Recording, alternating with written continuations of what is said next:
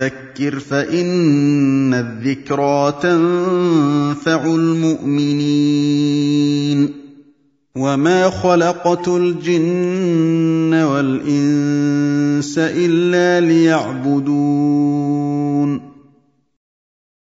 Personne ne connaît l'heure. Tous les gens là qui vous disent oui, on fait des calculs mathématiques avec les signes des hadiths, après tant d'années exactement, l'heure elle va arriver à tel jour. C'est des menteurs, ça n'existe pas. Il n'y a qu'Allah qui connaît à quand l'heure. Mais Allah Ta'ala lui a désigné des signes. Des petits signes, des signes moyens et des grands signes.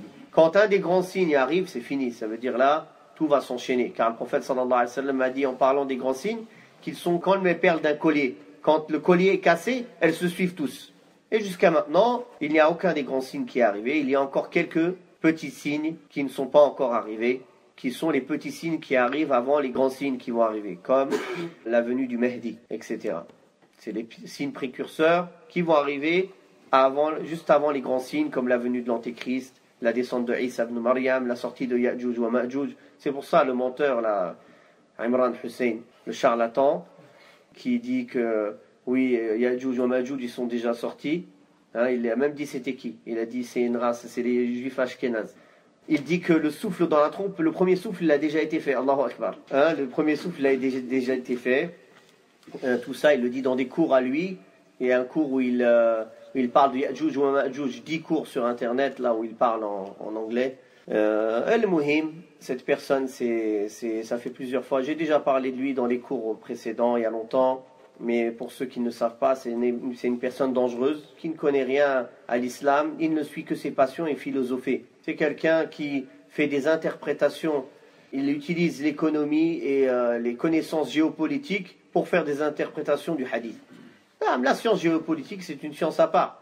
Quelqu'un qui étudie les peuples et les différents mouvements géopolitiques, qui fait des prévisions. Vu comment les choses se passent, il est possible que dans 2 ans, il y ait une guerre dans tel endroit ou tel endroit, ça c'est possible. Ça, c'est connaître la stratégie. Ça, il n'y a pas de mal en cela. Mais aller faire dire au Coran et à la Sunna ce que le Coran et la Sunna n'ont pas dit, ça, c'est assez grave. Ça, c'est mentir sur Allah subhanahu wa ta'ala.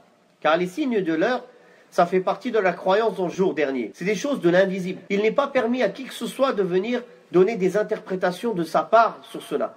On ne dit que ce qu'Allah ta'ala a révélé, ce que le prophète sallallahu alayhi wa sallam nous a transmis de la révélation, alayhi salatu wassalam. On n'a pas le droit de venir nous-mêmes affirmer des choses ou vouloir absolument dire que tel signe, c'est une chose que, par exemple, telle chose qui se passe dans le monde actuellement, c'est obligatoirement tel signe. Non, ça c'est pas aux gens de désigner cela, c'est aux savants de l'islam, de la sunna, qui désignent cela. Non. Donc, ici, Allah tabaraka wa ta'ala montre que la connaissance de l'heure, c'est une science qui n'appartient qu'à Allah subhanahu wa ta'ala. Et il a même dit, quelle science en as-tu pour le dire? Mais ça peut prendre un autre sens aussi, de dire Fima anta min dhikraha. Quel intérêt il y a à savoir à quand l'heure? Ça change quoi? Par sa sagesse, si Allah a caché le moment de l'heure, c'est qu'il n'y a aucune utilité à savoir à quand elle est. Et d'ailleurs, les gens se préoccupent tous de l'heure.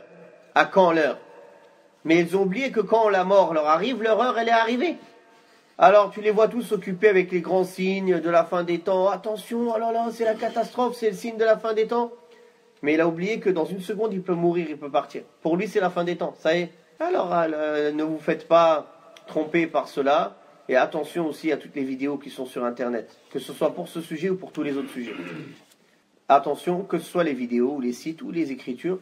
Sur Internet, on ne prend que des gens de confiance. S'il y a un site qui est géré par des gens de science, par des étudiants en sciences, par des gens de confiance, on prend. Tant qu'on ne sait pas qui gère ce site-là, on ne prend rien. Même s'ils mettent des noms de savants reconnus. On ne sait pas, ils mentent sur eux, ils coupent une partie, ils peuvent faire ce qu'ils veulent les gens. Ils peuvent le traduire comme ils veulent. Donc c'est comme là, c'est une science que tu prends. Comme le fait d'aller s'asseoir devant quelqu'un, prendre des cours, ou prendre la science de quelqu'un. Tu fais attention, tu questionnes qui est cette personne, où il a étudié, est-ce qu'il a le niveau d'enseigner, on connaît. Tu cherches à savoir qui c'est avant de t'asseoir devant lui. Comment ça se fait que sur Internet, les gens ne sont pas comme ça? Ils vont n'importe quelle information, ils l'avalent. Non. Comme a dit Ibn Sirin, cette science, c'est une religion. Regardez donc bien de qui vous prenez votre religion. Non. Donc si le prophète sallallahu alayhi wa sallam, qui est le meilleur des hommes, n'en a pas la connaissance, personne en dehors de lui ne peut en avoir la connaissance. Sinon, il prétendrait qu'il est meilleur que le prophète sallallahu alayhi wa sallam. Ce qui en soi, c'est du kufr. Celui qui dit ça, c'est un kafir. وَقُلْ رَبِّ زِدْنِي عِلْمًا